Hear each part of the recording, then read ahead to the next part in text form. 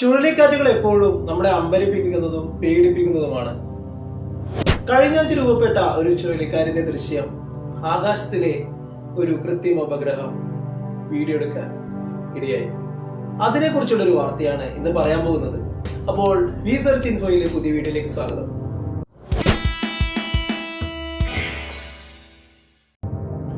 Atlantic സമുദ്രത്തിലെ ശക്തമായ tropical ചുഴലിക്കാറ്റുകൾ hurricanes എന്നാണ് അറിയപ്പെടുന്നത്. ഇവ വടക്കൻ അറ്റ്ലാന്റിക് സമുദ്രത്തിലെയും കരീബിയൻ കടലിൻ്റെയും മെക്സിക്കൻ ഉൾക്കടലിലും രൂപപ്പെടുന്നു. ഈ ചുഴലിക്കാറ്റിന് നടുവിൽ ഒരു കണ്ണുണ്ടാകും. അതായിരിക്കും ഏറ്റവും ശാന്തമായ ഭാഗം. അതിനു ചുറ്റും ഐവാൾ എന്ന ഭാഗത്ത് ഏറ്റവും ശക്തമായ കാറ്റും മഴയും വരുന്ന ഭാഗം ഈ ഒരു ഭാഗമാണ്. ഈ കഴിഞ്ഞ ആഗസ്റ്റ് 15-ന് ഭൂമിക്ക് മുകളിൽ പതിവ് പോലെ ശാന്തമായ ഒരു യാത്ര നടത്തുന്ന നോയയുടെ GOES 19 എന്നൊരു ഉപഗ്രഹം അറ്റ്ലാന്റിക് കടലിന് മുകളിലെത്തിയപ്പോൾ ഒരു കാഴ്ച കണ്ട് ഞെട്ടിപ്പോയി. ഈ കടലിന് മുകളിൽ രൂപപ്പെട്ട എറിൻ എന്ന ചുഴലിക്കാറ്റ് അതിൻ്റെ ഏറ്റവും തീവ്ര രൂപമായ കാറ്റഗറി 5-ലെത്തിയിരിക്കുന്നു. ഈ തീവ്ര മനോഹരമായ രൂപം ക്യാമറ കണ്ണിൽ പകർത്തിയ GOES ആ ചുഴലിക്കാറ്റിൻ്റെ നടുവിലുള്ള കണ്ണിലെ മനോഹരമായ കാഴ്ച കണ്ട് അമ്പരന്നു. വളരെ വിചിത്രമായ രീതിയിൽ അതിൻ്റെ കണ്ണിനോട് ചുറ്റിപ്പറ്റി ഒരു പ്രത്യേക രീതിയിൽ മിന്നൽ പിണരുകൾ പായുന്നു.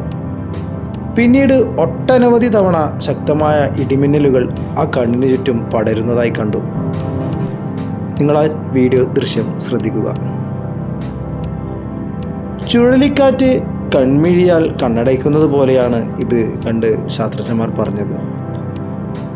GOES ഈ മിന്നൽ കാഴ്ച അതിമനോഹരമായി ഒപ്പിയെടുത്തു.